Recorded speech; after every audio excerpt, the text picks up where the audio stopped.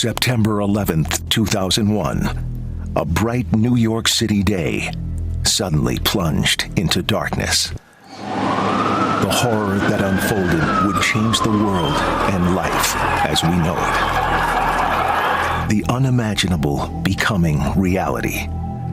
The fear becoming inescapable. And the images left behind ingrained in our mind forever. Hijacked jets used as weapons to attack American soil. Thousands of lives lost in a single moment in time. 20 years later, tradition continues. Solemn ceremonies to honor the fallen. Bells toll to remember their names.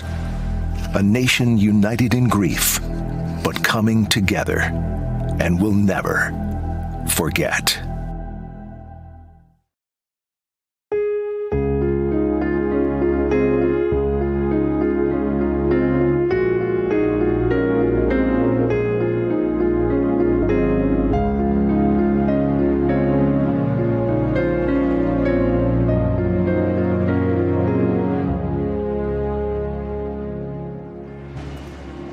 And good Friday, everyone. Thanks for joining us for this special edition of NBC News Now. America remembers 20 years later. I'm Aaron Gilchrist. And I'm Morgan Radford. Thank you so much for joining us. We're here right now live at Ground Zero in the heart of Lower Manhattan to really mark, honor, and remember 20 years since a pivotal point in our nation's history. Here in New York, at the Pentagon, and in Western Pennsylvania, millions of Americans will spend tomorrow paying tribute to the nearly 3,000 people who lost their lives on September 11th, 2001. President Biden and First Lady Dr. Jill Biden will travel to all three of these sacred sites to pay their respects. Now, over the next 2 hours, we will bring you powerful stories of reflection and heroism, but we begin with a minute-by-minute account of that fateful day as it happened in real time. We should warn you, some of these images in this story may be disturbing, but we feel it is important in the context of history. Here's NBC News senior national correspondent Tom Yamas.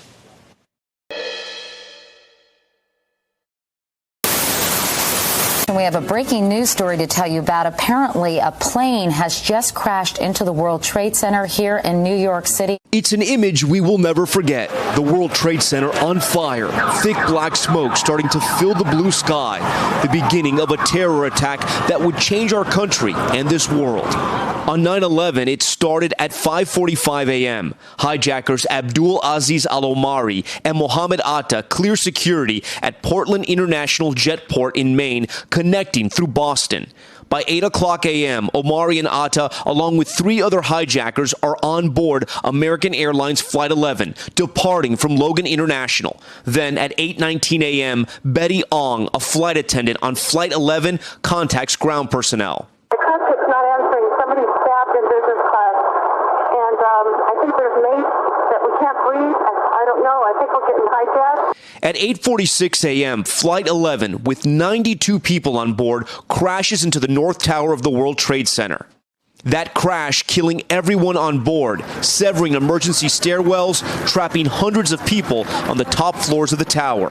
By this point, United Airlines Flight 175, also originating from Boston, had been hijacked. At 9:03 a.m., with 65 people on board, Flight 175 hits the South Tower of the World Trade Center. I've never seen anything like it. Shortly after that second crash, President George W. Bush is informed that America is under attack. At 9:37 a.m., American Airlines Flight 77 crashes into the Pentagon. We're looking at live pictures of the Pentagon where there is billowing smoke. The crash killing 58 passengers, including the hijackers, along with 6 crew members. 125 military and civilian personnel would also die in the crash and the fire that followed. Back in New York at 9:59 a.m., after burning for nearly an hour, the South Tower collapses.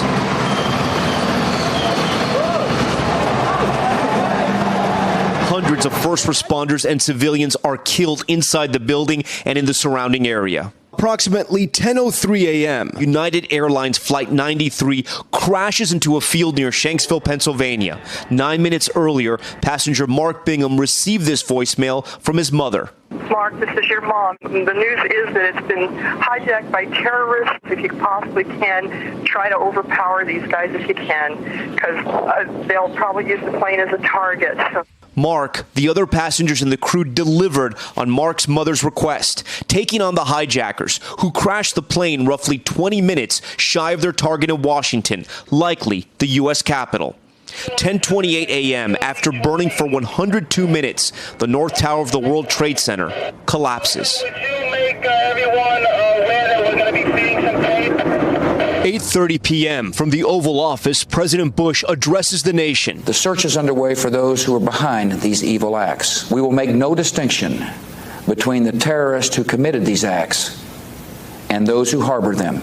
2,977 people were killed in the attacks on September 11th, launching the U.S. into two wars, and still, 20 years later, the most horrific act of terror in American history. Now, 9/11 fundamentally changed the way America defends itself. That's right. In fact, less than a month after the attacks, a new government agency was formed. And on October 8, 2001, former Pennsylvania Governor Tom Ridge became the first ever director of the Office of Homeland Security. Now, since then, the department has identified and tackled emerging threats from cybersecurity to white supremacy with the common goal of keeping every American safe. NBC News Justice correspondent Pete Williams joins us now with a closer look at this. Pete, we all know that flying has changed since 9/11. Walk us through how Homeland Security tries to identify and eliminate potential threats when it comes to air travel. Well, the creation of Homeland Security was the biggest act of government reorganization since World War II. Some of it, what the TSA now does is obvious, passenger screening, but some of it isn't so obvious. And there have been great strides made, for example, in now vetting all passenger names before people board their planes, especially people coming from overseas. And that concession from Europe was somewhat hard fought because the Europeans were concerned about invasions of privacy, but it's now commonplace. There's also now much more security at large gatherings, public events like the Super Bowl, political conventions, any place that people gather. Those can be designated as special security events with a much more robust federal presence. So where the federal government has done the most active work is in trying to prevent these large sort of set-piece organized attacks. The biggest challenge, of course, remains with people who plot entirely on their own. And Pete, let's be clear. I mean, these threats have really evolved over time. The types of threats, the way that we anticipate them. So, Pete, as we really look ahead, to the next 20 years, what are some of the biggest threats that Homeland Security is focused on right now as we speak? Well, in terms of actual attacks or actual threats in the U.S., there have been many more from domestic terrorism than from overseas terrorism. Some of that, of course, is domestic terrorism that's inspired by overseas groups. And now there's a concern that that may be on the resurgence with the, once again, Taliban control of Afghanistan. But there's also a much greater fear about cyber attacks, the use of cyber to control infrastructure, to attack power plants or water sources. And then there's another that hasn't gotten a lot of attention, and that's the threat from drones. There's 1 million of them now in the U.S., and the federal government only recently got from Congress the legal authority that it needs to develop measures for detecting drones and bringing them down. All right, Pete Williams in our Washington bureau today. Pete, thanks so much. Millions of Americans watched in horror as the nation came under attack, and among them, many Muslims who subsequently faced threats and backlash simply because of their faith. Yeah, the FBI saw an almost immediate spike in hate crimes against Muslims and the mosques where they worship. The number of hate crimes would again rise in 2016. Now, we spoke to a group of Muslim Americans who shared how 9/11 shaped their identities and their life's work.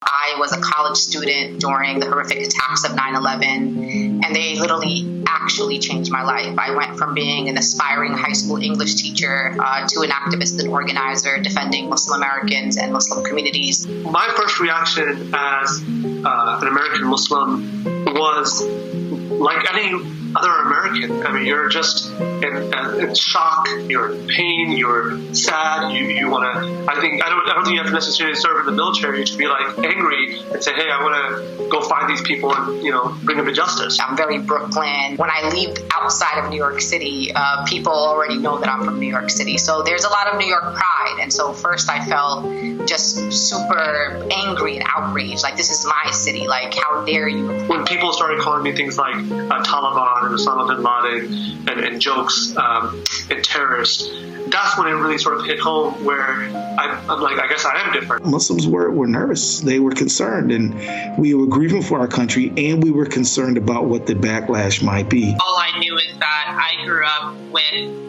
Islamophobia being a relatively normal thing. Like, it was okay for people to, refer to hijab as being a towel, or for people to have this really dark narrative about the Muslim community, a narrative that is shaped around the idea of oppression when it comes to Muslim women. I watched raids on coffee shops. I watched raids on, apartment buildings. I watched women come to mosque crying, saying that that their loved ones just disappeared off the face of the earth, that someone came to their house and took their loved one. I can tell you that when I first got in office, the Muslim community in the aftermath of 9/11 was of somewhat in a defensive crouch. It's like, look, we're not sure whether we belong here. I remember a friend of mine who said, I was coming out of the mosque, I think, and, he kind of pulled me over to the side and he said, look, I'm a Muslim doctor, you're a Muslim Marine, they'll listen to you. It was at that time, he said that you need to come out of your sort of cave and do something.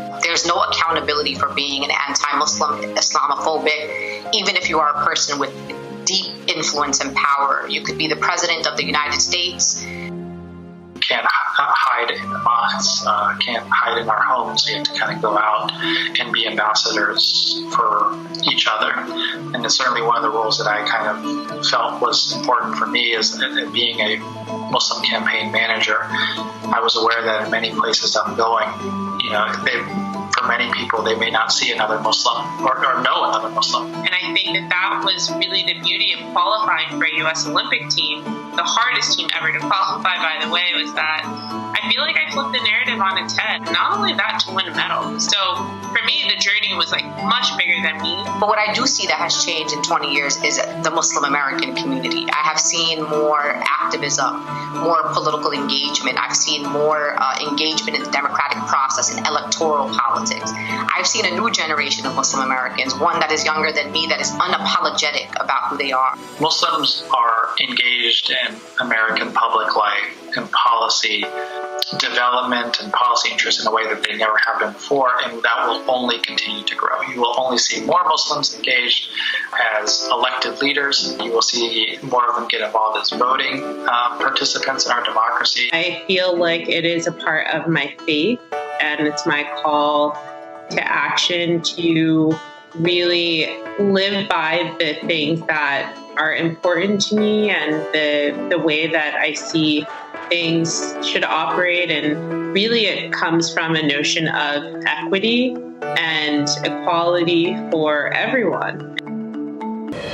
Now, while so much changed after the attacks, perhaps no place was more impacted than Lower Manhattan.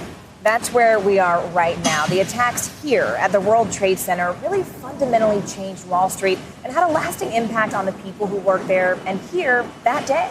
MSNBC anchor Stephanie Ruhle joins us now on what it was like in the community 20 years ago and really ever since. Steph, tell us about the lasting impact and the legacy of that day.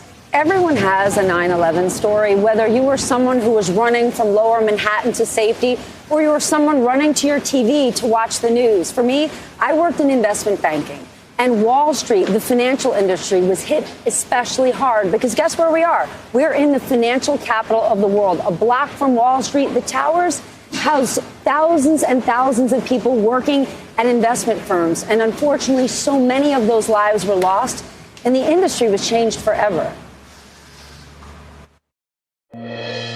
20 years ago, I had a job as a junior salesperson at a Wall Street bank working on a trading floor. A football field-sized room crammed with desks and giant TV screens. As soon as the first plane hit, the trading floor, normally so loud, went completely silent. Wall Street's a small community. It wasn't that we knew someone in those buildings. We all knew dozens. The traders I worked with had direct phone lines to brokers in the World Trade Center. Guys next to me telling them what was happening on the TV screens. But after that second plane hit, there was a distinct change. Concern turned to panic. I could hear my coworkers, my bosses, starting to ask, how are you guys going to get out of there? Within hours, the bank sent all of us home. And like so many New Yorkers, I didn't know what to do with myself. So I made a list of everyone I knew inside and frantically started calling friends, families, and eventually hospitals until there was no one left to call, but still names on my list. We had just watched this whole industry get decimated, which made it so painfully strange weeks and months later, because Wall Street, markets, they keep moving, but the people we did business with, just no longer there. 20 years ago, there was such a concentration of financial manpower in those two towers. It's called the Financial District. Since then, that's not the case. Firms have moved to other parts of the city, to other cities completely. But the memory of the people who worked at those firms lives on.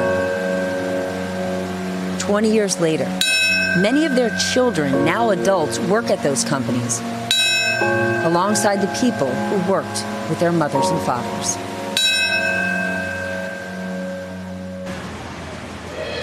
You know, some of these firms lost half of their employees, 2/3 of their employees, and really what changed forever is the industry, but even this neighborhood, because after politicians, business leaders realized to have such a concentration of an entire industry within a couple of city blocks, that's when you saw so many businesses move. When I think back to 22 years ago, these streets were just a bunch of brokers arriving at 7, leaving at 4:30, trading, doing deals. That was it. Now, this is Lower Manhattan is a family neighborhood. There's schools, there's markets. It's changed so much. But the soul of that industry, so many of the lives lost, people just don't forget.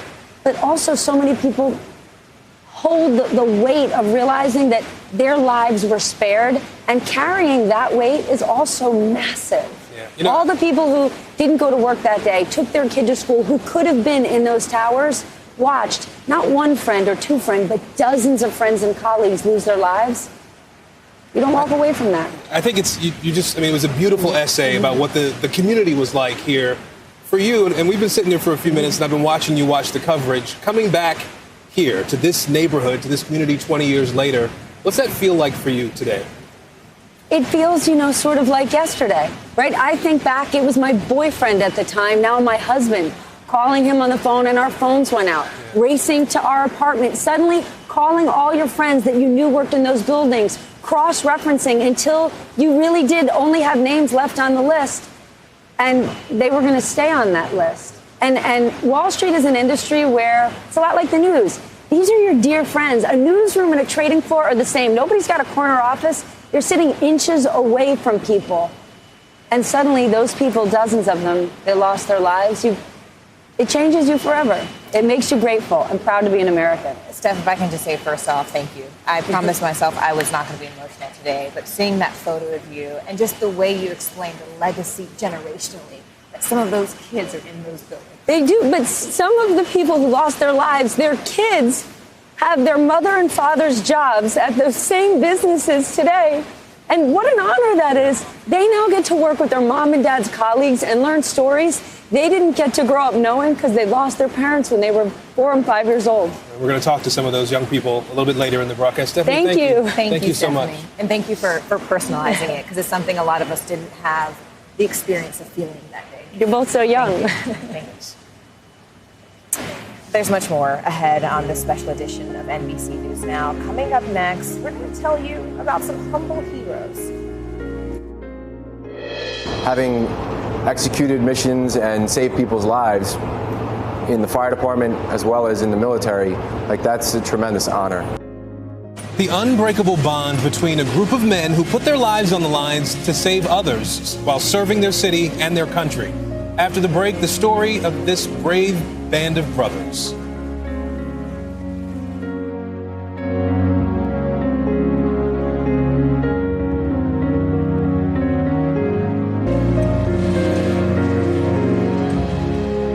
welcome back, everyone. The 9/11 terror attack shook this nation to its core. But out of those ashes, heroes arose, giving courage, strength, and hope at a time when America needed it most. MSNBC anchor Candace Gibson met a group of New York City firefighters wearing two uniforms with a shared purpose of service and sacrifice. And we are so lucky to have him with us now to tell us about this special group. Candace, what did you find? A lot of people haven't heard of this group. Yeah, no, they haven't. And it's funny that you mentioned the word special, because at first they didn't realize that they were part of a special group. Like so many firefighters here in New York, they decided to go out on 9/11, go to the military, and they were deployed to Afghanistan. And at one point when they're in a combat rescue helicopter and they're looking around the room and going, hey, there's something unique about all of us. Their deployment to Afghanistan in 2012 thought to be a first, an entire Air Force rescue crew made up of only New York City firefighters. A unique brotherhood, saving lives at home and overseas. Aircraft Commander Sean Cullen, co-pilot Christopher Tripp Zanitas, flight engineer Jim Deniston, and aerial gunner Eric Pound often headed straight into danger zones to save the wounded, rescuing not with hoses, but with helicopters. We knew a lot of the times when we were going out the door to fly a mission that we were going to be picking up guys with gunshot wounds, IED blasts, so pretty significant trauma. It's a fast and furious kind of pace. The crew saved nearly 100 lives, flying more than 50 missions together. Their rescues sometimes supported by British allies, including one particularly famous ally, Prince Harry. We spent a lot of time with Prince Harry. We did Christmas, New Year's, we threw a New Year's party at our compound. So, all those guys came over. They weren't the only firemen on that deployment, but they were among the very few to bring that New York City firehouse flair to the front lines. We're all firemen. We're all there together. And we kind of took some of that culture and applied it to the experience we were having in Afghanistan. We're sitting around, we're waiting, we're joking around, and it has a firehouse feel, a kitchen table feel. And then immediately the alarm goes off and you have to react. And you have to go from joking around to deadly serious in an instant.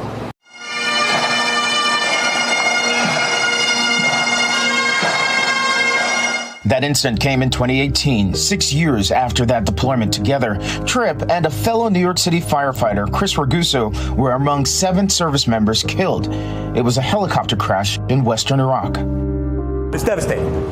Absolutely incredibly devastating. It's like a sense of shock for hours on end. In so many ways, you're losing a brother in arms, you're losing a friend, someone who feels like they're family to you. And for me, at that time, I was getting out of the military. Really, my last mission flying in a Pavehawk helicopter was to go down to Dover and sign for Tripp's remains to bring him back to his family and to the unit. Was that the hardest thing you've done? It's absolutely one of the hardest things I had to do in my life. We did our best to be there as we could for Tripp's family and for all the families. Days later, Jim left the firehouse once more to deploy to Iraq, to the same region where Tripp last served. It was tough to go over because obviously the incident was on my mind. At the same time, I couldn't wait to get there because being back in the States, I felt very removed from my brothers. Since 2001, 4 New York City firefighters have died while serving in Iraq or Afghanistan. Tripp among them.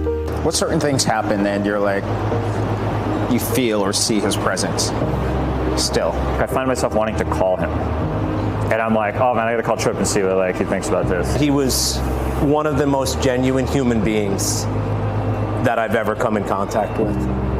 An incredibly intelligent, worldly person, but had compassion for everyone around him. How much did he fulfill this unit?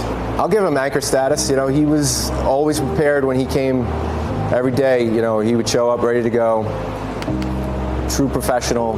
Yeah, Tripp never showed up unprepared for anything in his life. Indeed, Tripp was a man prepared, a graduate of NYU and Stanford Law. He was also a steadfast advocate for LGBTQ and veteran issues.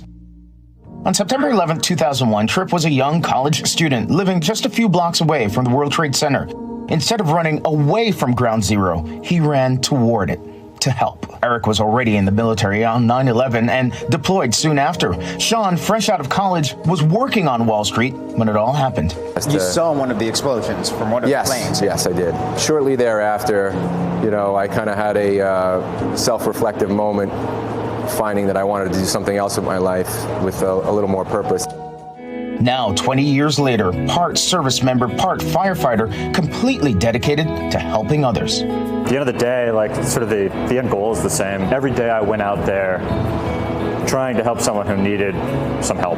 Along the journey, there's a lot of sacrifice to be made, but having executed missions and saved people's lives in the fire department as well as in the military, that's a tremendous honor. The thing that we get to be a part of is to get them back to their family. So, that's, to me, an awesome and amazing responsibility and privilege to be able to do that. Battling a fire or flying into a firefight, they remain a brotherhood bound by service.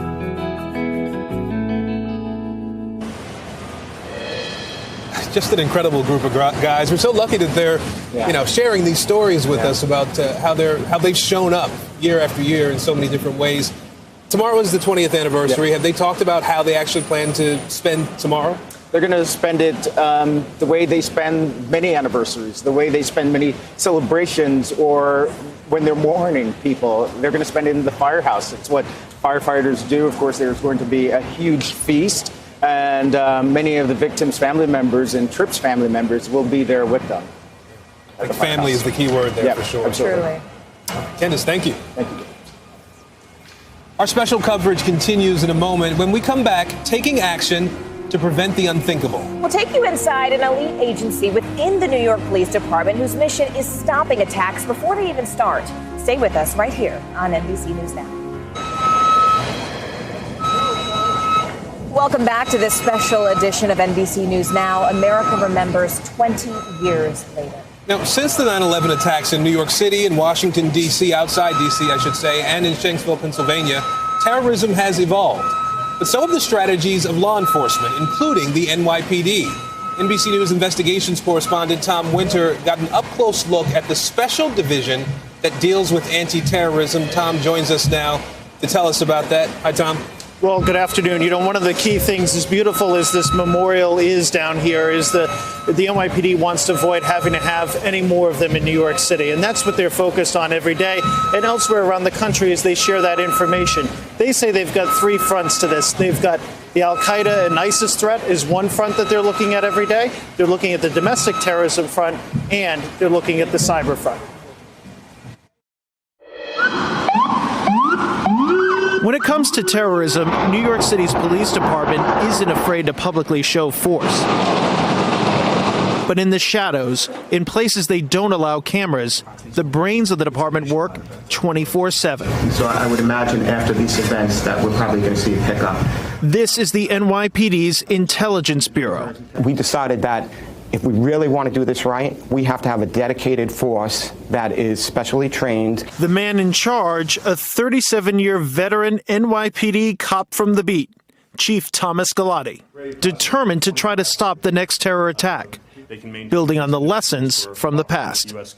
I think if you look at the 9/11 Commission report, the failure was the failure of sharing of intelligence. So, you don't want to be the person that's holding a piece of information and then something happens. We were there the morning after a bomb ripped through a crowd in Kabul, Afghanistan. NBC News granted exclusive access to the day's intelligence briefing. We provide a situational update based on our initial assessment. The NYPD's focus? Making sure no suspected terrorists are sneaking into the flood of Afghan evacuees.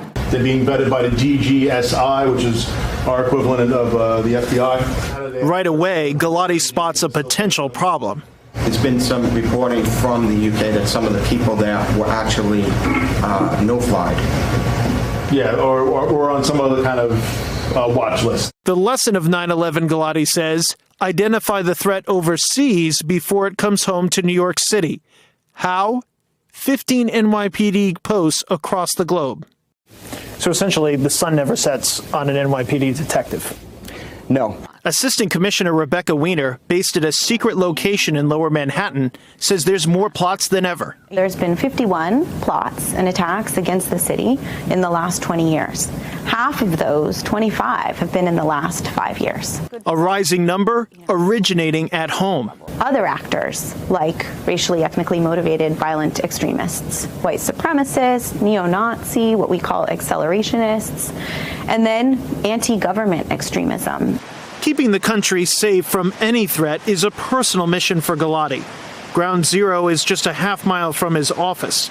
Names on the wall, people he knew. What is the thing that keeps you up at night on the dawn of this anniversary? Well, I think that, I never feel easy, even if I do think that we have a good handle on the threat stream. It's the unknown that really frightens me. Aaron and Morgan, these programs haven't all been without criticism. The NYPD Intelligence Division at the time in 2012, now the Intelligence Bureau, was criticized, and as a matter of fact, allegations of spying against the city's Muslim community were raised in a lawsuit. Galati says, and we talked with him, he wasn't the commander at the time. He says, look, we made mistakes back then, but he says they're on solid ground. Another thing he points out, he believes that the officers he has in his unit, a number of them from practicing Muslims, a number of them from that community, he believes that they'll be the first to raise their hand if, in fact, there's any concerns about spying going forward. Coming up in just a half hour or so, we're going to see Galati's team work along with the Secretary of Homeland Security, Mayorkas, over here at One Police Plaza, just a half mile from us. They're going to brief us on any potential threats to this year's anniversary. Tom, just quickly, you said that he was back on solid ground. Did he lay out any steps they've done to rebuild and regain the trust of that community? As a result of the lawsuit, the settlement, and some of the discussions that they had around that time, they had a civilian review. And as a matter of fact, there's a civilian who actually has a pass to police headquarters here in New York City without restriction, who reviews the program on a yearly basis. Their most recent assessment, they found that the department was in 100% compliance with respect to using human sources. That was an issue that came up, and a big issue of trust in that community way back when, as well as closing and opening investigations, going to a panel of people to approve those types of investigations, something that they hope will continue to try to improve those relationships with that community, as you said, Morgan. And we all know as journalists that type of access is invaluable, as is your sourcing. Sure. Thank you so much, Tom Winter. We appreciate it. Of course. And 20 years after 9/11, families of the victims are still left with many questions, and now some are taking their fight for answers straight to the court. A group of 9/11 families is suing the government of Saudi Arabia. They're accusing them of being complicit in the attacks. NBC News global security reporter Dan DeLuce tells us, for one advocate, the journey has been rife with frustration. We cannot, in good faith and with veneration to those lost, sick, and injured, welcome the president to our hallowed grounds until he fulfills his commitment. Signed, Brett Eagleson, son of Bruce Eagleson. Not a day goes by when Brett Eagleson doesn't think of his dad, Bruce. He worked in the World Trade Center. The morning of September 11th, I was at school at Coggins Regional High School when the announcement comes over that, the two commercial airliners had crashed into the World Trade Center. I called my mom at her place of work. She was a teacher. And she picked up the phone immediately and said, "Brett, don't worry. Kyle spoke to Dad. He's fine." After he hung up the phone with my brother, he told a colleague of his that he was going to go back up to the 17th floor. That's when the building collapsed. We never heard anything after that, and we never recovered him. Get out, man. Yeah, I know. I am a family advocate, speaking on behalf of many of the 9/11 community members. Now, Brett is part of an informal organization of 9/11 families. Their goal is to get the U.S. to declassify documents they believe would prove Saudi Arabia was behind the 9/11 attacks, and then sue the kingdom. In the back of my mind, never really believed the official narrative, how these 19 hijackers were able to band together and pull off the most consequential and devastating attack on the United States history. All roads pointed back to the Kingdom of Saudi Arabia. Around 2016, 2015, I became engaged with the effort to create a new law in Congress called the Justice Against Sponsors of Terrorism Act. And JASTA is what allowed us to bring a lawsuit against the Kingdom of Saudi Arabia. It was the only bill ever to survive a veto by President Obama. The bill on reconsideration is passed. The objections of the President of the United States to the contrary notwithstanding. We filed our lawsuit in 2017, and we subpoenaed the FBI, our government, for its investigative materials that it had, that we know that it has, in 2018. So we've been fighting the FBI, our own government, for 3 years. A fight Brett believes is worth it. The FBI has the evidence. The United States government doesn't deny that they have the evidence. In fact, they say we have the evidence, but we can't give it to you because it's a state secret. Their latest efforts to get those documents unredacted, fueled by an FBI mistake. The name of a Saudi embassy official who allegedly helped the hijackers and who 9/11 families have long sought information about, was accidentally released in a court filing, according to Yahoo News. His name? Musaed Ahmed Al-Jara. Plaintiffs now saying that with Al-Jara's name publicly revealed, there is no reason to keep the evidence classified. If we get that information, case closed, the lawsuit's over. But our government won't give it to us. NBC News reached out to the FBI. They said they have no comment as there is pending litigation. On September 8th, the Saudi government released a statement saying they, quote, welcome the release of classified documents relating to 9/11. Doubling down on their claim that, quote, any allegation that Saudi Arabia is complicit in the September 11th attacks is categorically false. Brett called the statement repugnant. My dad died defending and honoring and saving his fellow Americans. Our family loves this country, but our government doesn't love us back. And it's a sad truth to know that your government doesn't have your back. More than 1,800 people directly affected by the 9/11 attacks sent a letter to President Biden asking him not to come to the 20th anniversary memorials. The idea to do this letter was not specifically aimed at any particular president in general. We would have written this letter to Trump, to Obama, to anyone who occupied the Oval Office on the 20th year anniversary. Following the release of the letter, President Biden ordered the widespread declassification of information collected during the U.S. investigation of 9/11. In a statement responding to the executive order, Brett, who helped pen the original letter to Biden, said, we commend President Biden for signing the executive order. And while the group plans on making sure the Justice Department and FBI follow through on the declassification, Brett says they plan on thanking President Biden in person at the Ground Zero Memorial Service. And to think I have to be here today fighting my government 20 years later to do the most basic thing, which is give us access to information. That's all we want, is closure. Now, according to President Biden's timeline, the 9/11 families are expecting to receive the first round of information ahead of the 20th anniversary.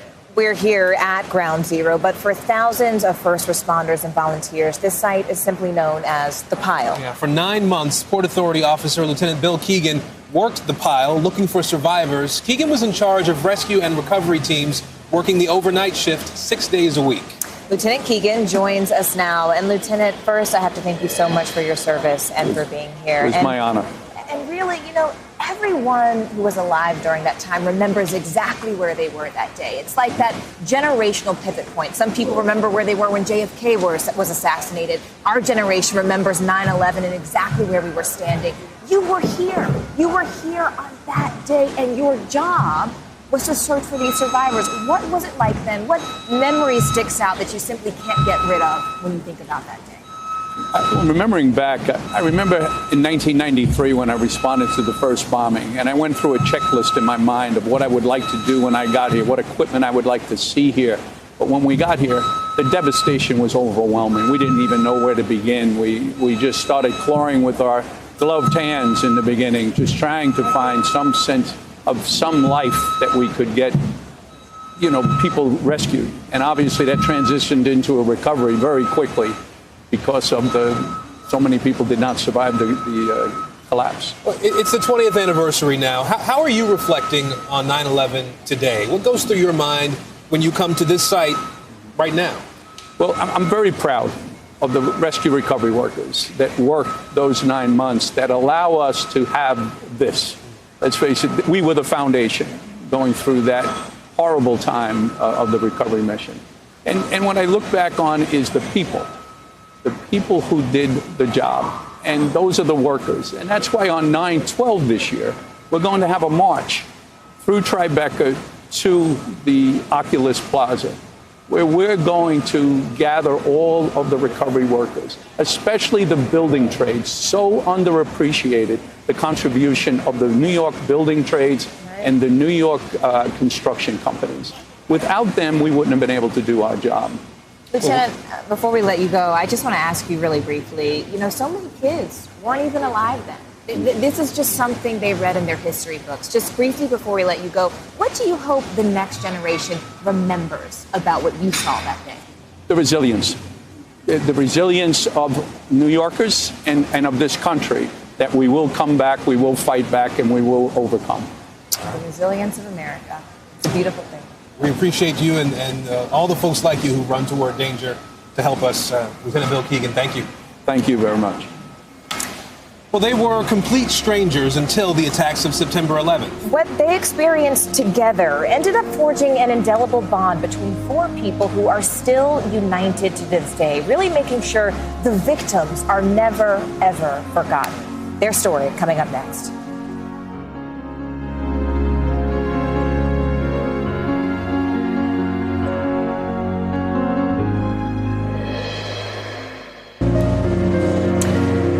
So right now, you are joining us just steps away from the National 9/11 Museum here in Lower Manhattan. But see, there's another museum that's dedicated to that day, and it's one you may not have actually heard about. Yeah, it's called the 9/11 Tribute Museum, and its focus is telling the personal stories of and by people who were here on that fateful day.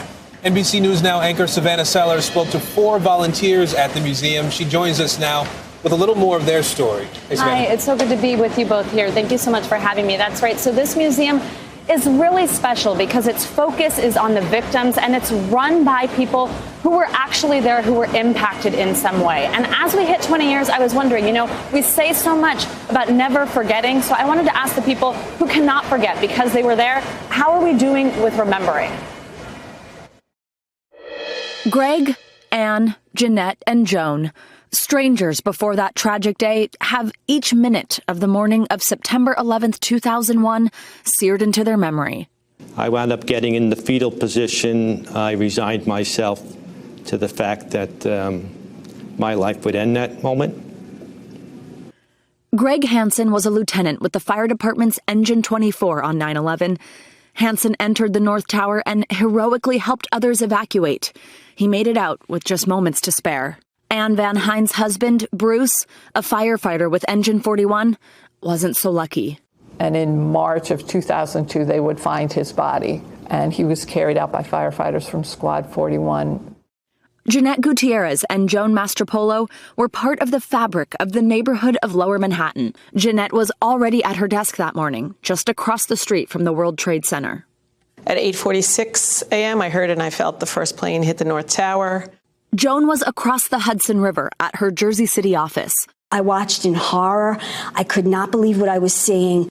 All the while wondering what was her husband's fate, who was still at home in their Battery Park City apartment facing the towers. My windows were all blown in. Honestly, I have to tell you, I'm one of the lucky ones. My husband and I are both here to tell our stories. These 4 have made it a point to tell their stories, bringing remembrance to that day with each tour they give at the 9/11 Tribute Museum, putting a focus on the victims and all that was lost. What does never forget mean to you? To me, never forget means that we're going to do everything that we possibly can to ensure that the world knows what happened here on September 11th. If you've ever seen a beautiful mosaic, and some of them depict scenes, if there's a piece missing, then the picture isn't complete. And I think for us to understand what happened on September 11th and in other things that have happened since, we need to know all those stories. And it's not a puzzle. They don't connect that way, but they lay next to each other to really give us this living testament of what happened. Having seen it and been right in it and knowing you won't forget that, how do you think we as a whole are doing with remembering. Let's just think about all the tragedies that happen in the world over time. And then let's think about how we remember any of those tragedies. Very few have a memorial significant as this. But if we want to expand that question and learn from the lessons of what happened, learn from the lessons of what that type of tragedy and misery is supposed to teach us, then we have forgotten years ago.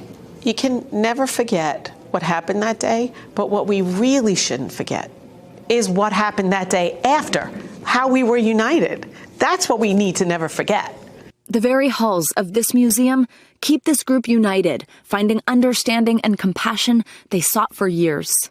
Our paths probably never would have crossed if it wasn't for September 11th. Lessons they impart on each museum visitor signed up for a tour. Lessons they say are the very heart of what it means to never forget. My job is done when I finish my story. You have to go home. You don't have to remember my name. You don't even have to remember my story. All you got to say is, I met this lady once, I think, in New York somewhere. It was 9/11 related. But she said to be kind, purposefully kind, purposefully kind. And I'm going to do that. That at the end there, that was Jeanette. And I mean, speaking with her was so incredible because she was able, as you just saw there, to bring some levity to the conversation. But one of the things that struck me so much was Greg Hansen, who was the lieutenant in the FDNY that day. As soon as I asked him a question about that day, the tears came back. And he said to me, he goes, I'm sorry, I never know when this is going to happen to me. And for me, that was when it hit me so much. You can tell I was emotional, and some of those questions was, they cannot forget. So what can we all do to never forget and to help them sort of honor what they lost that day and keep the memory of whatever's important to them alive? Well, I love what she said. I mean, she answered that question by saying we can be purposely kind. Right? Exactly. That's what we can do. Yeah, which really shouldn't be that hard, right? I mean, it's the little bit that we can do. Yeah, and the museum, it's just around the corner from here, is really cool because they also have this end part where it's called Seeds of Service. Actually, Joan, who was also in that interview, was one of the people who started this wall. It gives you ideas of what you can go back to your community and actually do. So many people that come through there are these little kids, and they walk away with an idea of how they can go back to their community and make a difference. That's awesome. That's awesome. Savannah Sellers, Yeah, thank you. Thank you so much.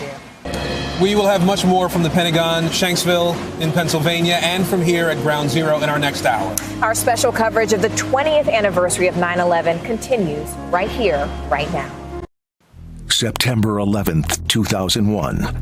A bright New York City day suddenly plunged into darkness. The horror that unfolded would change the world and life as we know it. The unimaginable becoming reality. The fear becoming inescapable. And the images left behind ingrained in our mind forever. Hijacked jets used as weapons to attack American soil. Thousands of lives lost in a single moment in time. 20 years later, tradition continues. Solemn ceremonies to honor the fallen. Bells toll to remember their names. A nation united in grief, but coming together, and will never forget.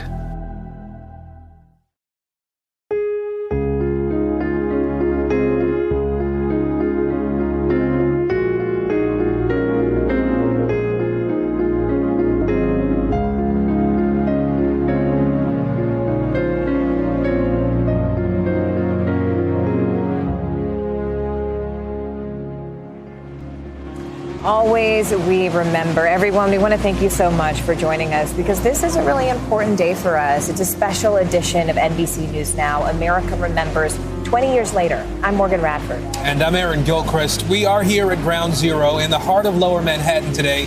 We're recalling that day, perhaps more than any other, shaped American history over the past 2 decades. Well, here in New York, at the Pentagon, and in Western Pennsylvania, millions of Americans will spend tomorrow paying tribute to the nearly 3,000 people who lost their lives on September 11, 2001. President Biden and First Lady Dr. Jill Biden will also pay their respects at all 3 sites. Now, we have many stories over the next hour, but we begin with the day itself. And we should warn you, some of the images you're about to see may be disturbing, but we did feel it's important. We have a breaking news story to tell you about. Apparently, a plane has just crashed into the World Trade Center here in New York City. It's an image we will never forget. The World Trade Center on fire, thick black smoke starting to fill the blue sky. The beginning of a terror attack that would change our country and this world. On 9/11, it started at 5:45 a.m. Hijackers Abdul Aziz Al-Omari and Mohammed Atta clear security at Portland International Jetport in Maine, connecting through Boston. By 8 o'clock a.m., Omari and Atta, along with 3 other hijackers, are on board American Airlines Flight 11, departing from Logan International. Then at 8:19 a.m., Betty Ong, a flight attendant on Flight 11, contacts ground personnel. The cockpit's not answering. Somebody's stabbed in business class. And I think there's mates that we can't breathe. I don't know. I think we're getting hijacked. At 8:46 a.m., Flight 11, with 92 people on board, crashes into the North Tower of the World Trade Center. That crash killing everyone on board, severing emergency stairwells, trapping hundreds of people on the top floors of the tower. By this point, United Airlines Flight 175, also originating from Boston, had been hijacked. At 9:03 a.m., with 65 people on board, Flight 175 hits the South Tower of the World Trade Center. I've never seen anything like it. Shortly after that second crash, President George W. Bush is informed that America is under attack.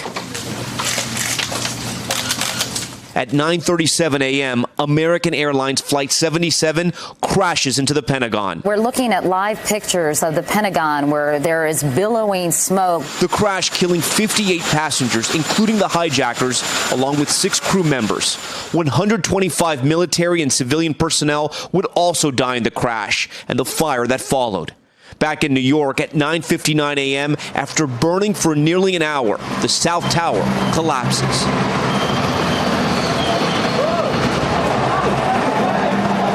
Hundreds of first responders and civilians are killed inside the building and in the surrounding area. Approximately 10:03 a.m., United Airlines Flight 93 crashes into a field near Shanksville, Pennsylvania. 9 minutes earlier, passenger Mark Bingham received this voicemail from his mother. Mark, this is your mom. The news is that it's been hijacked by terrorists. If you possibly can, try to overpower these guys if you can, because they'll probably use the plane as a target. So. Mark, the other passengers and the crew delivered on Mark's mother's request, taking on the hijackers, who crashed the plane roughly 20 minutes shy of their target in Washington, likely the U.S. Capitol. 10:28 a.m., after burning for 102 minutes, the North Tower of the World Trade Center collapses. 8:30 p.m. from the Oval Office, President Bush addresses the nation. The search is underway for those who are behind these evil acts. We will make no distinction between the terrorists who committed these acts and those who harbor them.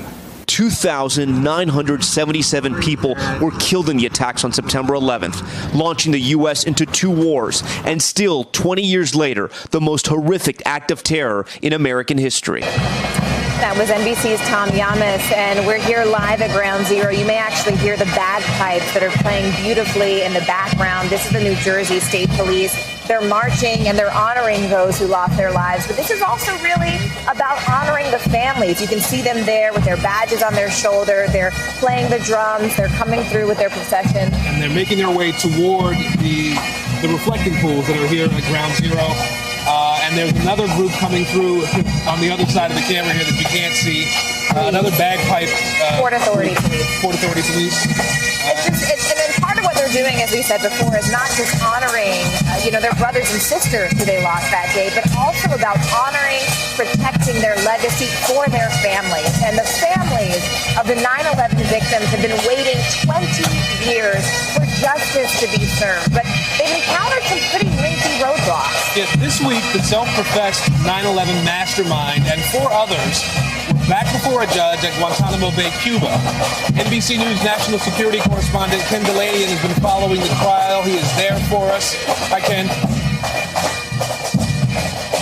Aaron, the death penalty case against Khalid Sheikh Mohammed, the confessed 9/11 mastermind, has yet to really get underway here at Guantanamo Bay. But U.S. intelligence officials say they have made a lot of progress in the last 20 years against international terrorism. They say that despite what has happened recently in Afghanistan, the U.S. remains significantly safer 20 years after those attacks in Washington and New York.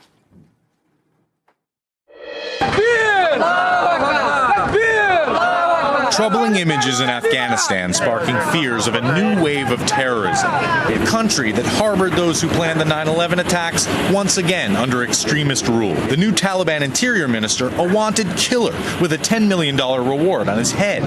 But despite the collapse of the American-backed government in Kabul, experts say the U.S. remains much safer from terrorism than it was 2 decades ago.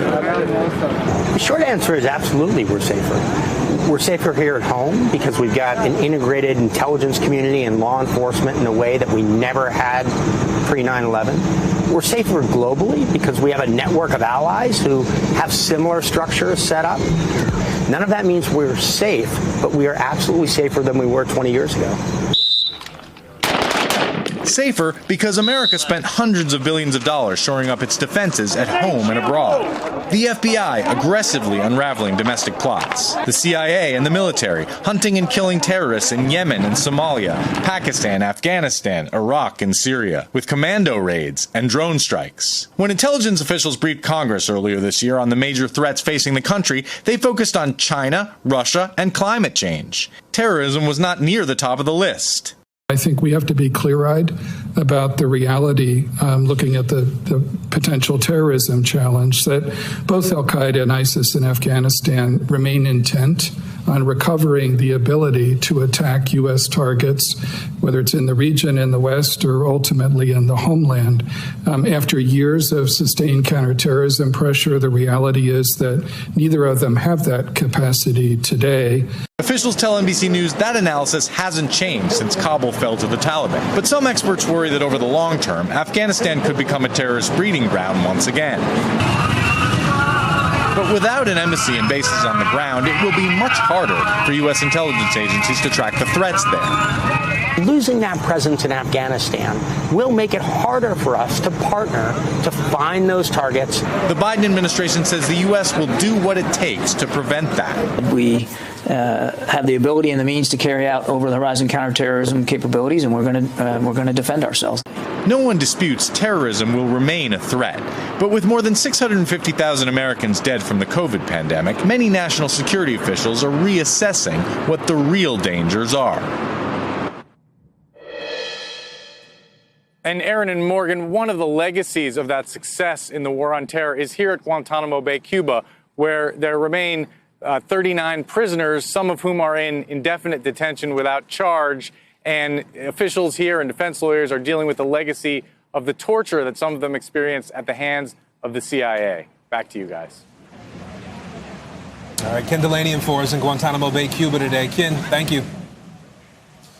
Well, they were the first troops to touch down in Afghanistan 20 years ago, and just days ago, they were among the last to leave. Some soldiers from the 10th Mountain Division based in Fort Drum are too young to remember 9/11 as it happened, while others have completed several tours of duty in Afghanistan. Well, now they're back home and they're sharing their stories. NBC News Pentagon and National Security Correspondent Courtney Kuby joins us now. Courtney, please tell us a little bit more. So, Morgan, these are the 431. That's the 4th Battalion, 31st Infantry Regiment of the 10th Mountain Division. And they deployed to Afghanistan about 10 months ago.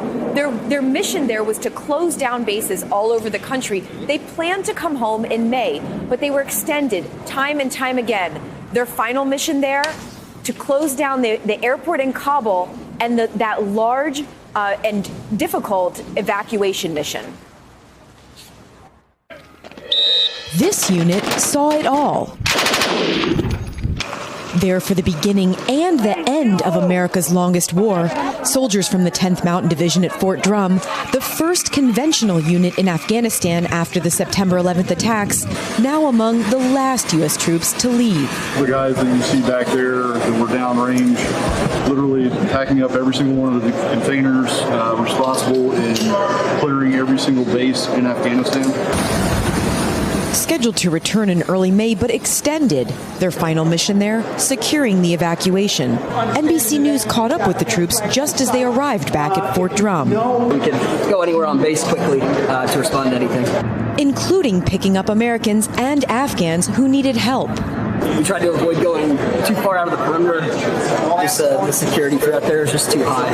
And coming face to face with longtime enemy, the Taliban. And it was a scene out of a movie where two rival gangs see each other, and it's just kind of the death stare. It's very surreal. Not my first time in Afghanistan, and so a lot of scar tissue there. Infantry soldiers trained to fight, instead faced with a humanitarian crisis. And then dealing with thousands of people coming on an airport is something that we're not trained to do, that we've never seen, we've never specifically prepared for that. It was difficult, the desperation especially, people handing babies over, or doing anything they could to try to get into the airport, onto an aircraft. It was hard to see some of that stuff. About half of these soldiers too young to remember what drew the U.S. into war in Afghanistan, the September 11th attacks. It's a little surreal because, growing up, you hear things about, the war going on in Afghanistan, and then, I find myself there. Their commitment surpassing their age. Every single one of these guys has absolutely cut their teeth and done a fantastic job. Some soldiers still struggling to believe it's over. It still doesn't feel real.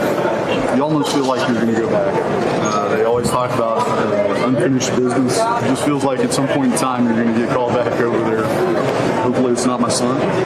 Scenes like this etched in American minds for an entire generation who has only known the U.S. at war in Afghanistan.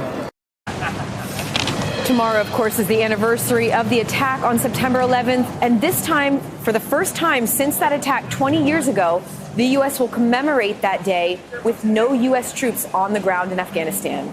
Morgan, Aaron. Wow. All right, NBC News Pentagon and National Security Correspondent Courtney Cuby. Courtney, thank you as always. And as the events of September 11th unfolded, NBC News journalists all across the world raced to cover that news of that day. And for some of them, that meant rushing to the scene of the attacks. For others, it meant running toward the enemy. We asked three of our journalists, our colleagues, to reflect on the biggest story of their careers. It was a beautiful morning. It was a day off for me. I was in my apartment on the Upper East Side of New York, and I remember looking out the window and thinking, what a great day to be off, because it was just absolutely beautiful. 20 years ago, we were still using pagers, and my pager went off, and it was the New York Bureau, and I called in, and they said a plane had gone into the World Trade Tower. And I went and turned on the television. You're looking at the World Trade Center in Lower Manhattan. And I thought that it was a small plane. We all thought it was a small, perhaps I guess a Cessna, that went into the building. We soon realized it was much more than that. And I was told to get down to ground zero as fast as I could. I remember driving down an empty highway and driving into the city. And what struck me was the silence. There was no noise in parts of the city, no noise. Taxi cabs rolling by quietly, people walking quietly, no sound. Being born and raised here and working here my whole life, I'll never forget that silence. Oh my God. Something else just hit. A very large plane just flew directly over my building, and there's been another collision. Can you see it? I can see it on this shot. It was one of those things and one of those times when you know that you have a responsibility to tell a story, to go places where other people don't have an opportunity to go. And sometimes it's frightening. It never had been as frightening for me before as it was that day, because at this point we now knew that the crash into the World Trade Towers wasn't an accident. And so it became very clear that we were under attack. As soon as we understood what was happening, it was obvious that this was Al-Qaeda, that this was bin Laden. There was no doubt who was behind this almost immediately. So I think within hours, I was told to go to the airport and get to Pakistan, because Pakistan was the way into Afghanistan. I often describe it as running to be in the enemy's camp. it can be terrifying, but it can also be, you feel like you have a responsibility to go and to explain to America what's going on.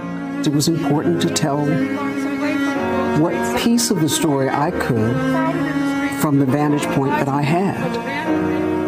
Because for all the people who couldn't be where I was, they wanted to know. And that's the job I had signed on for a long time ago. I was assigned to the Family Center, which was the Armory on Lexington Avenue. There were people coming from everywhere looking for their husbands, their wives, their daughters, their sons, and they were coming to us because we were the media crews out on the street, and they would hand you a piece of paper with their child's picture on it and say, "This is my daughter."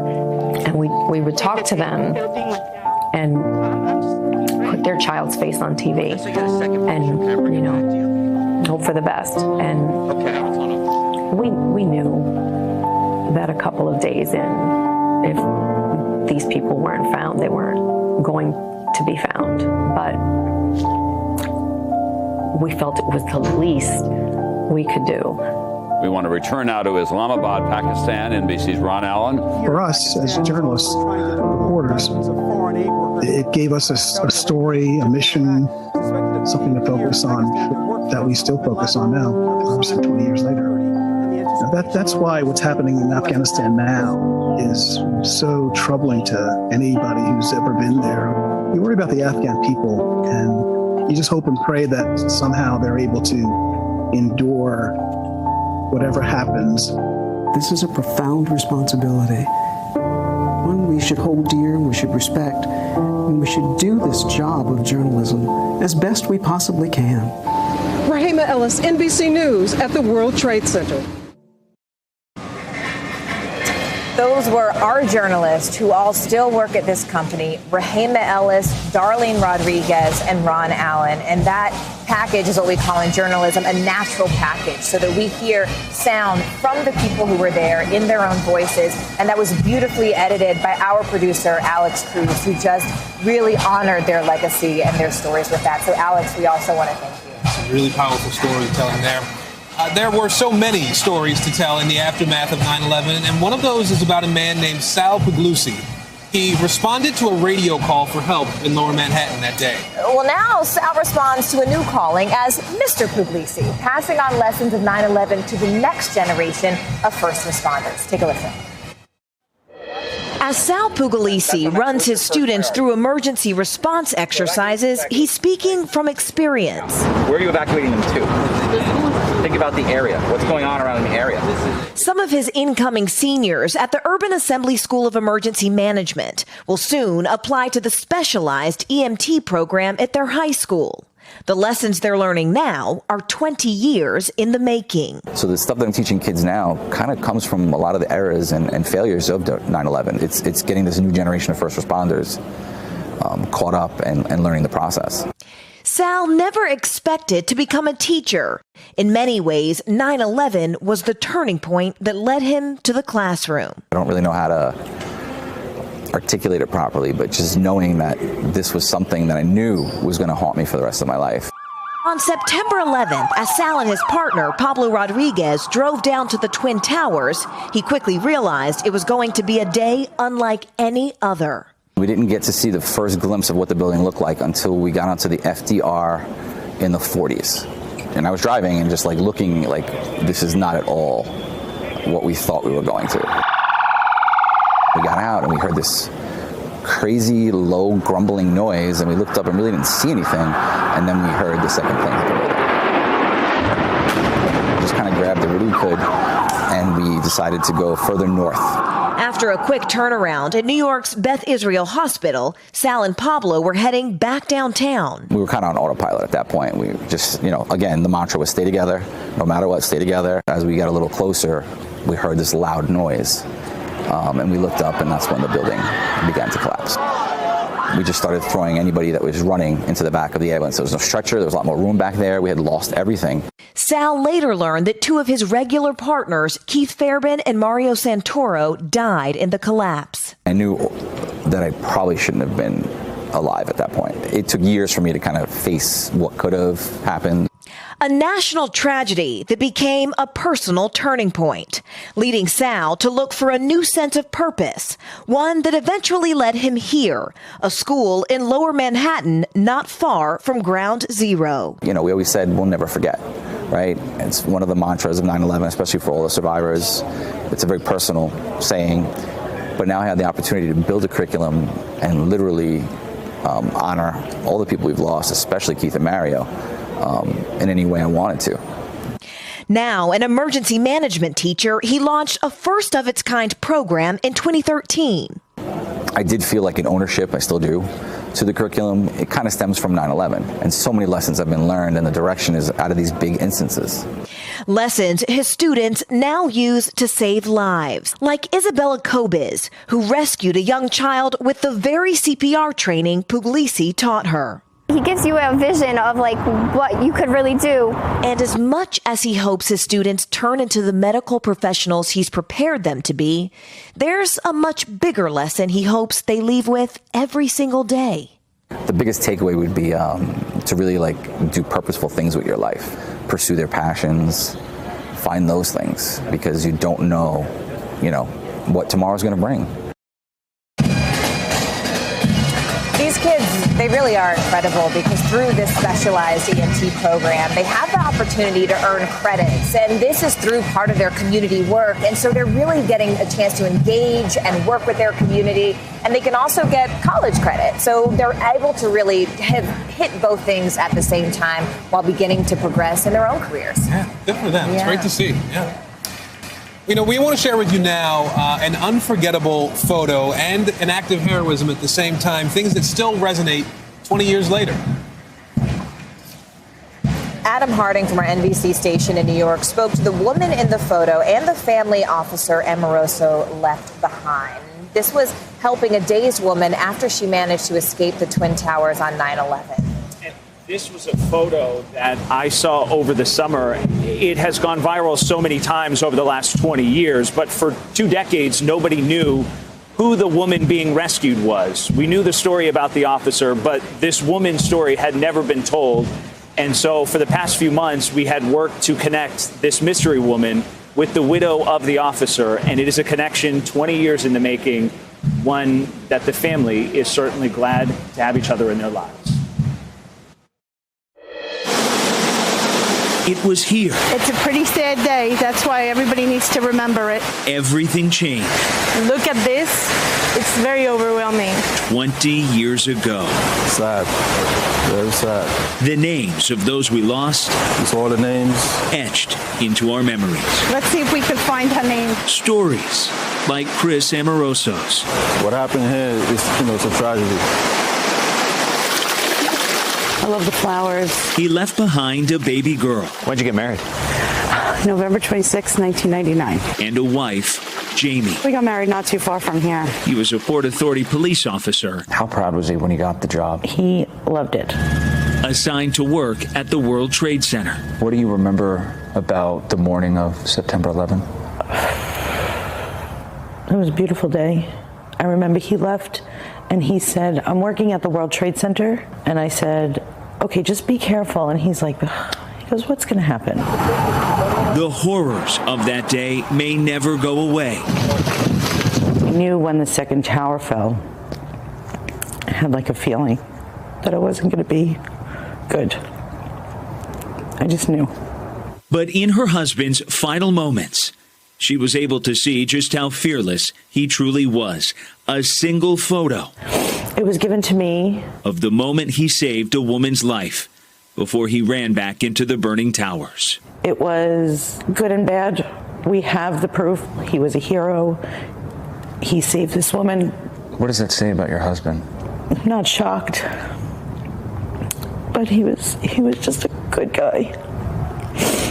He was a hero. But for 2 decades, Jamie waited to hear from her, then began questioning if the woman ever made it out alive. As time went on, I started to think maybe he didn't save her or get her far enough because we had never found her or had anybody had ever spoken to her. It was Todd Mazel who snapped that haunting picture while on assignment for the Daily News. He keeps it boxed up in storage, out of sight. Yeah, here it is. But never out of mind. What is it about this photo that stays with you? The selflessness. He spends most of his time now in rural Massachusetts. Life today is much quieter. This is a 9/11 camera. But he'll never forget what he saw firsthand. I know every detail. I remember it all like it was yesterday. Through the lens of his camera. That was one of the first police officers that I saw. She was in distress, and Chris was determined to help her. It was like the photo brought him back to life. For that moment, they were able to see Chris as the hero that he was. I took 2 frames, and then I lost them. He's always wondered, whatever happened to her? We never found her. We don't know who she is to this day. We never found out. Until now. I remember his face because he was my angel. We turned to social media, searching for a name, an identity, any clue. And after reading countless tributes, we found a post online from a man who says the mystery woman is his mother, Suman Damisha. He said, just ma'am, relax. We are here to help. She spoke with us from her home in India. I wish the best for his family, for his loved ones. She confirms that's her in Officer Amoroso's arms. She was working in the second tower. If he wasn't there, there is no way I could have made. And is ready to open up about that harrowing moment. I never got to say thank you to them. I really owe my life to them. Each 9/11, her family says they light candles to celebrate what they call her second birth. When I came down, I fell. If I wasn't going to come up, there was no way I could be saved. There was no way I could be alive today. What I felt bad was because I have lived my life and he was still so young. She was given a chance to keep living. She's now a grandma. He's always on my mind because he was the one who brought me out of that mess. She did have a message that she wanted to share with you. We shared our conversation with Jamie. Tell her that he had such a wonderful husband. And I'm alive just because of him. Wait a second. I'm sorry. Wait a second. I can't believe she's alive. I can't believe she has the same face. She finally got to hear from the woman. She's the last person with him. She was so desperate to find.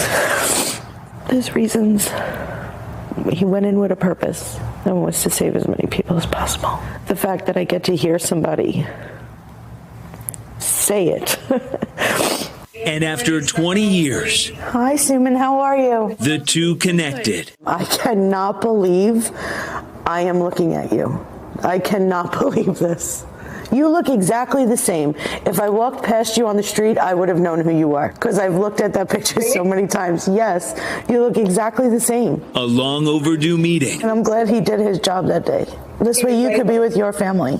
Full of comfort. He was a brave soul, very brave soul. Yeah. And closure. I have a personal question. Sure. Did he seem scared? You know, he wasn't scared, but I was scared. Healing. Life goes on. Life goes on. A story. I want my daughter to meet you. Me too. I would love to meet her. No longer untold. Chapter's closed, I guess. Looking forward to starting new things. Yes, it's time. It's time. It is. A new memory. Amazing. This is amazing. My mind is blown. Born out of tragedy. I will be in touch. Definitely. Thank you so much. Thanks a lot. See you soon. Oh my God, she's amazing.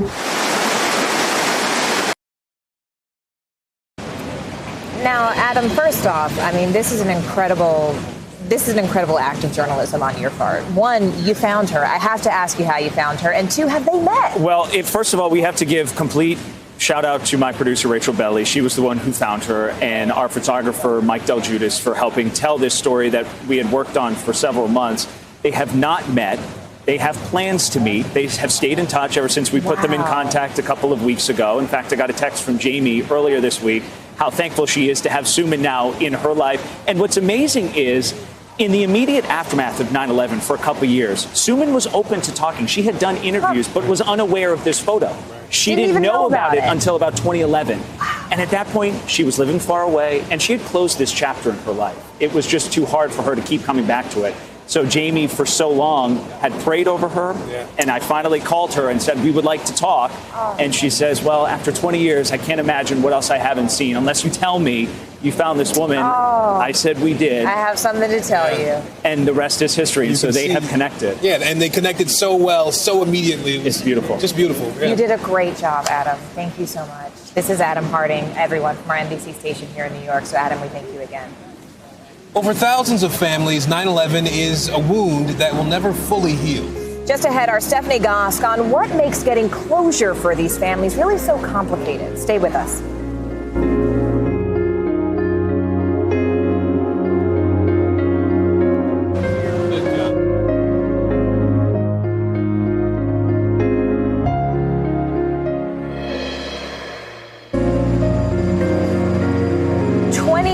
After their loved ones were tragically taken from them, more than 1,000 families are still aching for closure. Right now, 40% of the near 3,000 people who died on 9/11 still have not been identified. NBC News correspondent Stephanie Gosk spoke to some families that are struggling to cope with just a lot of unanswered questions. Stephanie joins us now to help us understand what they're trying to figure out. Yeah, you know, medical examiners like to keep their emotions separate from the job. But the medical examiners that are working on the remains from 9/11 say it is their personal connection to this place, to those families, that energizes their commitment. Medical examiners are not first responders, but that day, Mark Desire went straight to ground zero. When the South Tower cracked and I looked up, you were just under. His team barely survived. It was the start of one of the most complex forensic challenges in human history. 20 years later, 40% of the victims are still unaccounted for. I think for a lot of people, it's going to be surprising to hear that there are so many people who aren't identified. Everything that destroys DNA was present at ground zero. So fire, water, sunlight, jet fuel, diesel. Nearly 22,000 remains were collected in the years that followed. And while some families got the call, others, like the Stacks, did not. I'm waiting for that phone call. Waiting. Hey, we identified a piece. But it never happens. Larry Stack was a firefighter, 32 years on the job. He rose up to the rank of battalion chief and loved every part of his job. That love transferred to his sons, who are firefighters themselves. In 2001, Larry Stack was considering retirement. While they were looking at the first tower burning, the plane hit the second one. He put the binoculars down. He looked at his guys and said, I think they're going to need us now. Stack was helping an injured man when the buildings came down. It was just typical of the kind of man he was. He would have never left. They held a funeral in 2016, burying a blood donation Larry made before his death. It was a sight to see. Families like the Stacks are at the heart of the medical examiner's work. We had to evolve. We had to push the science out of that necessity to make more IDs. Just this week, they made two: Dorothy Morgan, an insurance broker, and another unidentified victim. The technology has come a long way, especially with extracting DNA from bone. So this looks very different than it did in 2001. Yes. Yeah, there's no mortar and pestle here. Using fake samples, the lab showed us the process. Being able to grind into that fine powder allows the chemicals to better act onto those, cells to extract the DNA. And now, Desire says, new, more sensitive technology will give them an even better chance of making an ID. I'm very appreciative of the work that they're doing. These people trying to identify everybody, I think no one's ever going to forget. Your office has described it as a sacred obligation. We made a commitment 20 years ago to identify everyone, and that commitment is as strong today as it was 20 years ago. His ripped jacket from 9/11 hangs in the lab. A reminder, there's still work to be done. You know, guys, there are a number of families that have asked the medical examiner's office not to notify them if their loved one is identified. And really, this is about the grieving process. There are just some people who don't want to be waiting on the phone for that call. And that's such a personal response, right? That's such a personal decision. Absolutely. On the one hand, you've got people who want that call, they're waiting for that call, and others who feel like the best way for them to move on is to just not get it. Stephanie Goss. Thank you, Steph. You're welcome, guys. And the only plane that did not reach its target on 9/11 was United Flight 93. The passengers and crew on that flight tried to retake the plane before it was crashed in a Pennsylvania field. Now, today, a memorial to those brave souls stands on the field where the plane crash happened. And over the years, a local photographer has made it his life's work to honor their heroism and to tell their story through pictures.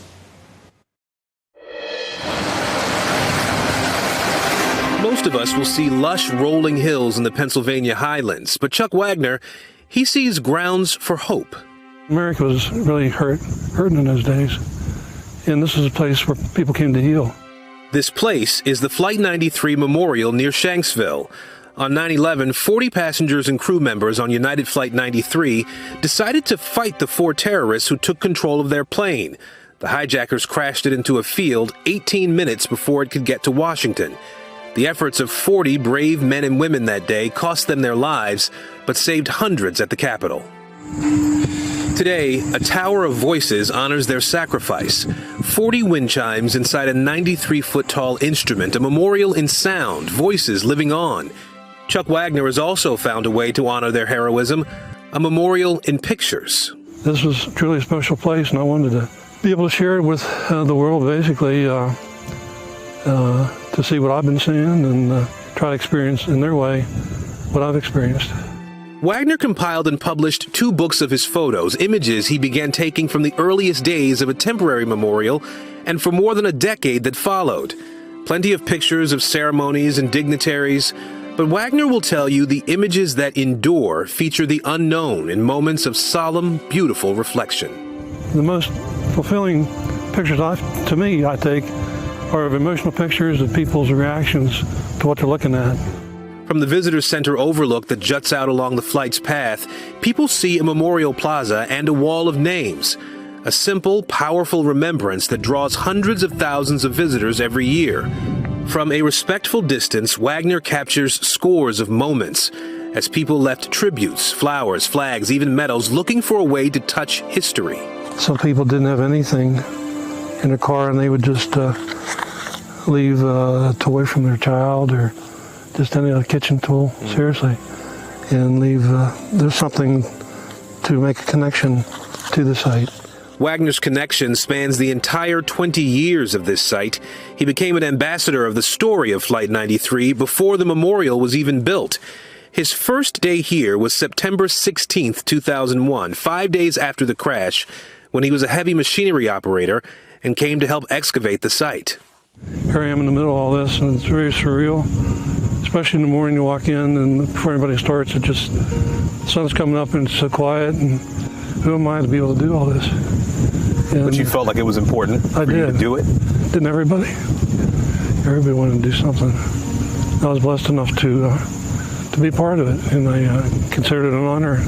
Wagner spent days helping FBI agents sift through debris, uncovering evidence and human remains. As we flip through his books, Wagner describes his life now simply: church, family, Flight 93. Why has this place become so important for you, so important for your wife? It gives me purpose to know my pictures from years ago are still appreciated or accepted today, to tell a story of the heroes and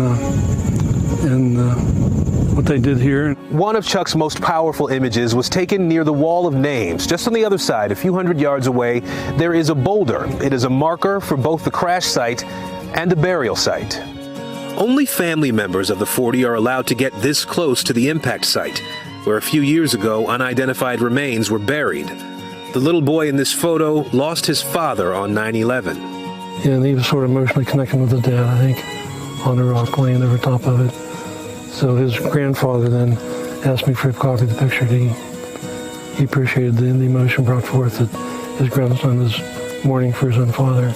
That morning will forever be attached to a story of heroes, regular people who hoped to make a difference, who hoped to save lives, and did. One last picture I wanted to show you. A common field one day, a field of honor forever. That's right. See, it's a beautiful picture. What does it say to you? What does it mean to you? It says hope. Hope. Something good can come out of something bad.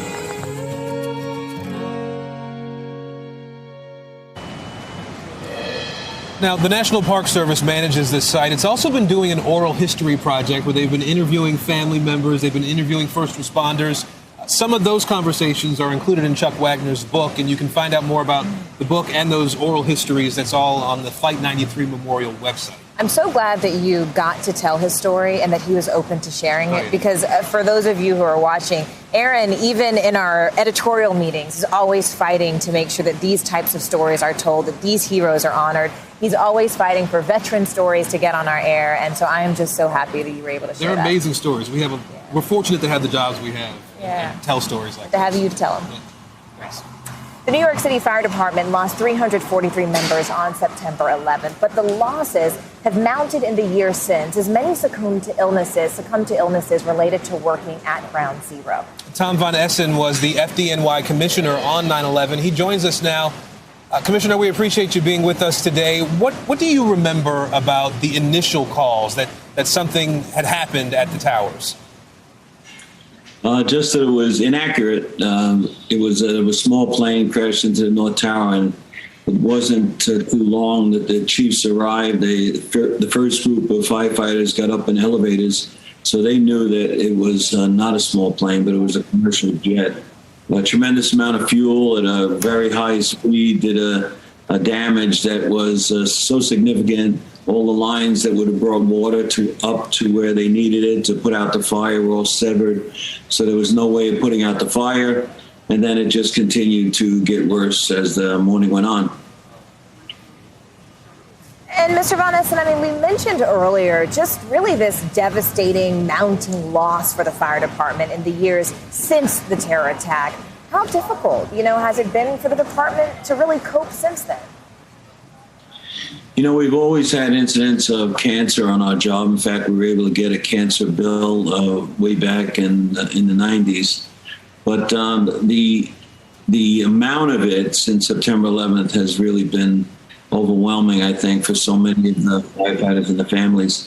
There's more people now that have died from the carcinogens on the months that they searched for their brothers and for civilians that had been, we thought, trapped at the time, but it wasn't too long before we realized there were no survivors. So the months just went by standing on the pile, and it was uncomfortable, I think, to wear the protective measures, the respirators and the masks and things. So people were exposed to carcinogens that they didn't realize. Wow. Thomas Von Essen, former FDNY commissioner, thank you so much for your time and your service and being with us today. And this anniversary, we also recall the leaders who helped guide us in the days after 9/11. New York Governor George Pataki stands out in that group. He led the city and the state through not just the emotional battle, but also the effort to rebuild. I spoke with the former governor here at the 9/11 Memorial about his reflections on those difficult days.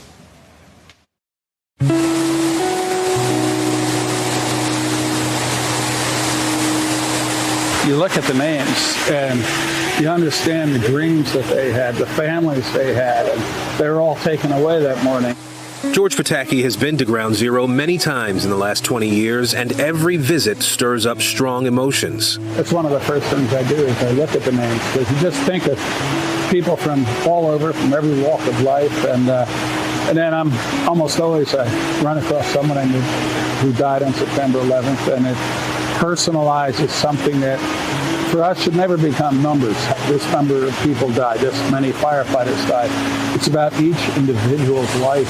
Pataki was in his second term as governor of New York on September 11th, and as first responders rushed to the collapsed World Trade Center towers, Pataki recalls having to take swift action. We weren't sure that the attacks were behind us.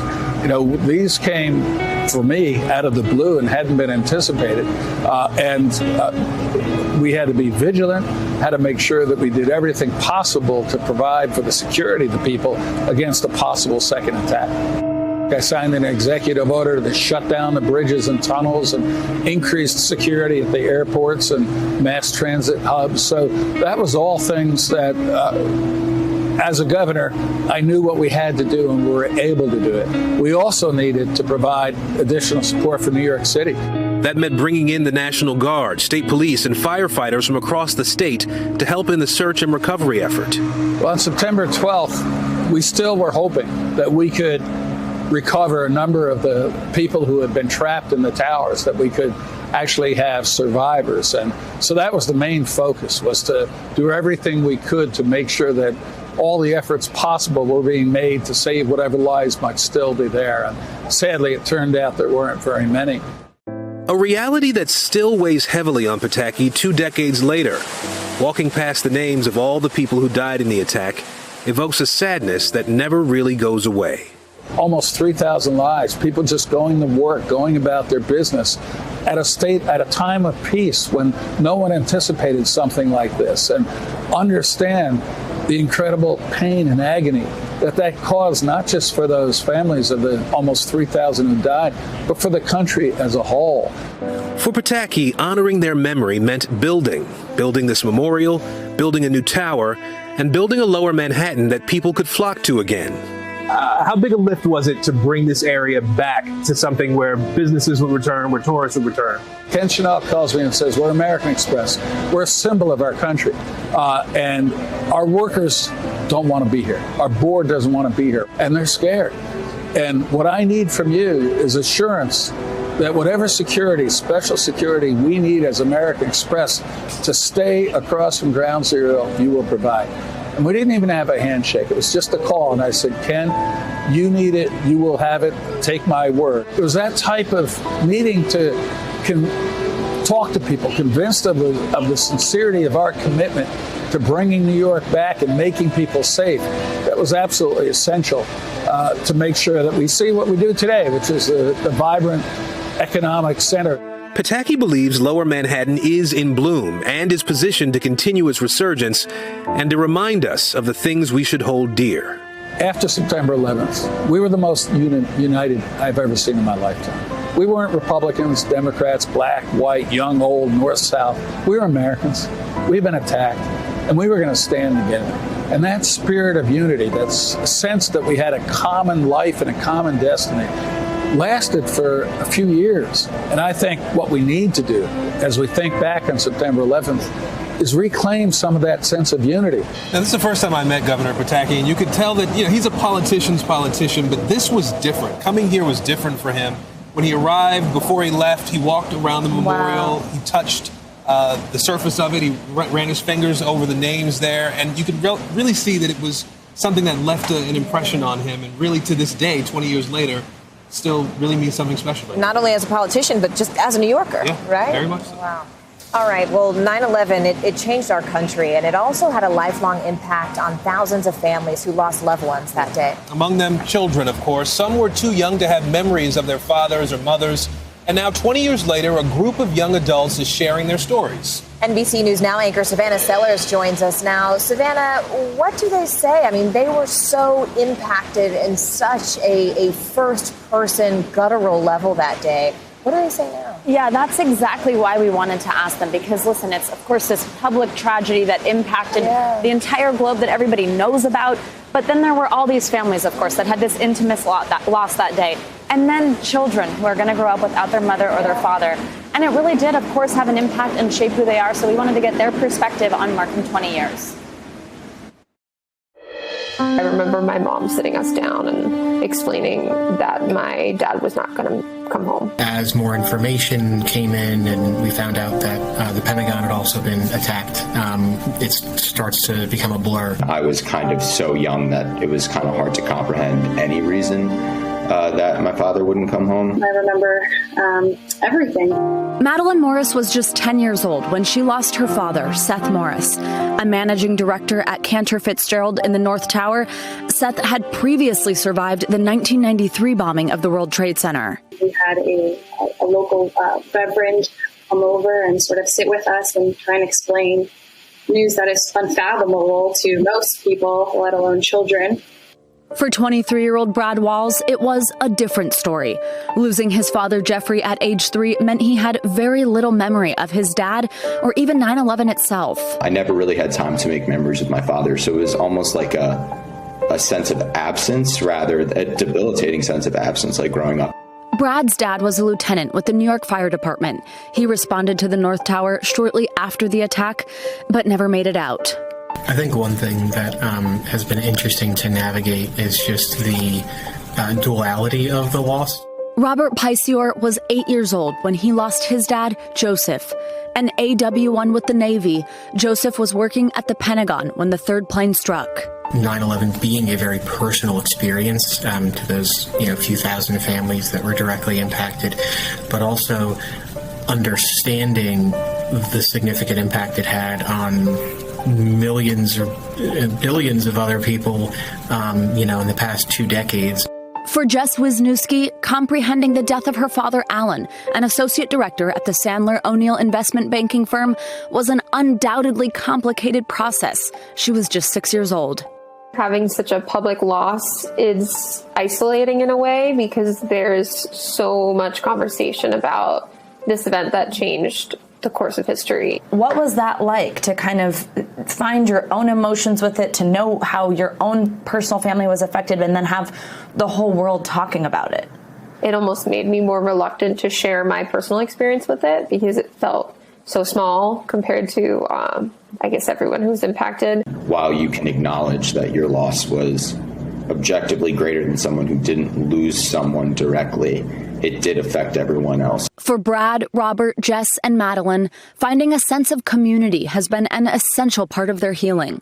All 4 of them are involved with Tuesday's Children, an organization created to provide families of 9/11 with support and resources. I was, I think, 15 when I first got involved with Tuesday's Children, and I'm still involved over a decade later. So if that's any testament to the value of this community and what it means to have people who just get it. It can't be understated, for me at least, the impact that the wider community has had. I will never forget those people that came together for us, that knocked on our door. There were powerful lessons of love and resilience that shaped Madeline, Brad, Jess, and Robert in profound ways. It has taught me to really put things in like a broader perspective and be like, is this really terrible to my life? When things are going bad, to look for the helpers, and in maybe taking it a step further and being one of those helpers. Our loss, while very public, is by no means unique. Just finding that community and finding a place to heal and reaching out for help is something I hope people take away. Lessons Madeline will soon get to pass on from her father to the next generation. This year I got married, and I'm actually almost 5 months pregnant. So with his first grandchild, I try to remind myself that the blessings that I do have, he's a part of them. When Madeline shared that she just got married, she's pregnant, it would have been her dad's first. It was just, and she's doing so well, which is so incredible to see. And it's really, the impacts are even just every day for them. Robbie decided to be a social worker because of this. Jess worked for a law firm that helped those who got sick because of pollution after 9/11 get the health care they needed. They've been so impacted, but also so inspired by their parents, who they see as these heroes, of course. But it sounds like they were not only inspired, they were intentional. Yeah. Absolutely. What about Tuesday's Children, the organization that helped them? Are they doing more work, still going? They found so much success with providing that support, that community for these young people who had lost a parent that they've expanded to any type of victim from mass terror around the world. Military, if your family member dies in the military, they will help you. They will find community for you, provide you with resources, all because of how well these children are all doing now. Wow, Savannah Sellers, thank you so much. Another Absolutely. Report. Yeah. I appreciate Yeah. it. I want to leave you this hour with a final thought from our Harry Smith. As the years go by, let's be honest, we spend but a moment to observe the ceremony that commemorates the 9/11 attacks. We listen to a name or two, we observe the sorrow of the bereaved, and then move on with our lives. Today, we ask for a moment or two more. We ask that you not brush aside what happened 20 years ago. We ask that you hear the names, Patrick J. Woods. And that you listen. Carol Marie Bouchard. We ask that you hear the names and that you listen to the bells. The bells summon us to reflect, to be still, to let our hearts break again, to realize that what happened 20 years ago was real, and that it happened not just to the people in the Pentagon or the passengers on the plane over Pennsylvania or the people in the towers and the first responders at the World Trade Center. It happened to their families and their loved ones and their communities. It happened to all of us. A heavy heart is not too great a burden to bear on a day like today. For it's important, we think, that the survivors of the people whose names are read, the people for whom the bells toll, do not grieve alone.